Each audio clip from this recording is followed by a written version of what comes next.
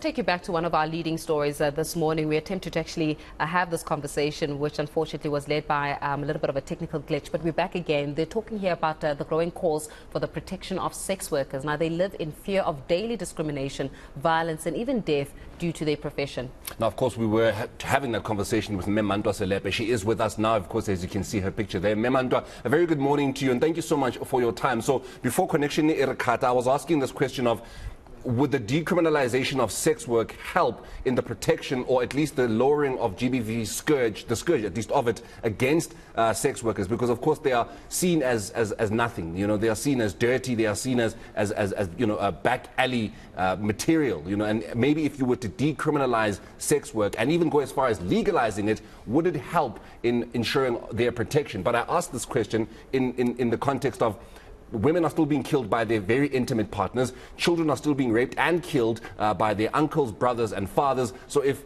you know, people cannot be protected or looked after by the people that they are supposed to be protected and looked after and loved by, how much more can a sex worker have that protection? You know what? I think, first of all, I don't even like the word sex worker. Maybe I'll put it as adult entertainment, because this is a trade.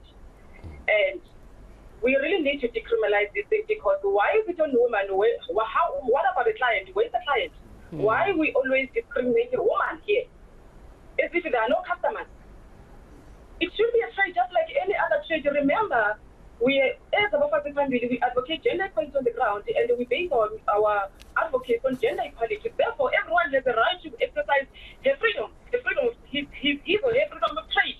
And everyone, no one should be discriminated, and everyone must have equal opportunities. So I feel like that the adult entertainment, the one you are mentioning right now, it's especially on women, it's discriminating, because we have swingers clubs here, we have strippers clubs here. What are you saying with them? Is it because these clubs are owned by white people, so that most of the sex workers are black people? So I think it should be treated like any other trade here. Why do you always protect the customer? And you don't protect, you persecute the woman. You persecute the woman who's offering the entertainment to you. No, I think this thing must be decriminalized, and adult entertainment must be protected just like any other person. Because the police won't arrest the client, they arrest the woman who's trying the trade. This is a trade. It should be decriminalized. And that's what I believe. Because we're all equal before the law. Why are they discriminated? Why is it a prejudice to become an adult entertainment? Why do you have a shop of the entertainment? You know, in my area, I've got a shop of adult entertainment. It says something that I don't even understand. I see them outside, and that shop is not closed. Why?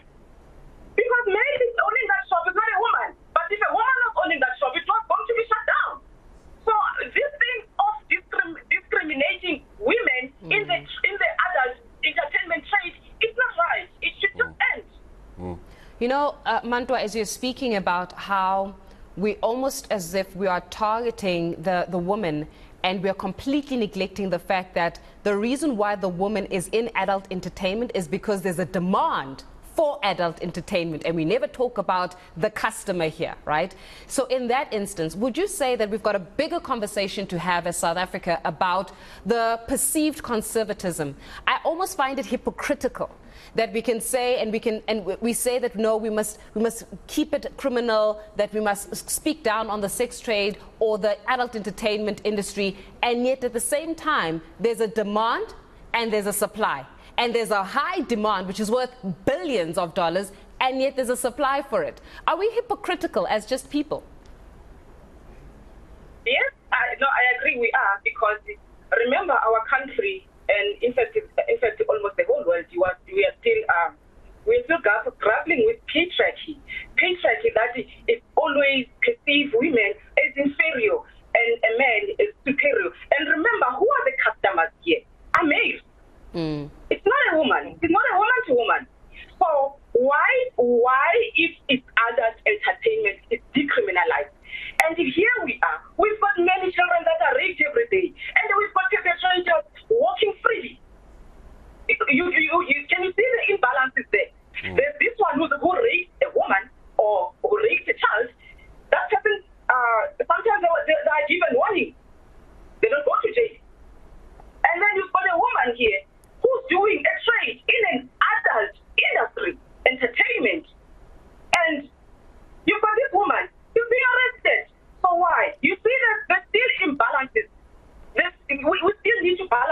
society, really. We still need to have the mindset change about the women, because we are perceived as dirty. Why are you saying, okay, let me just go straight. Why are you saying sex is dirty? Simple as that.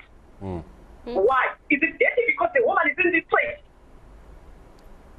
But when you want that woman, you force yourself in that woman, then it's no longer dirty for you. You get what I mean?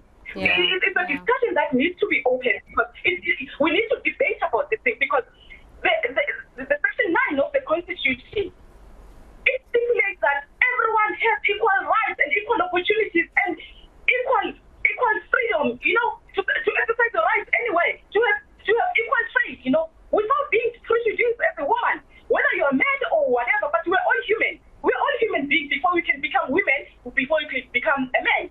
So why always this thing is on women and the customers are making?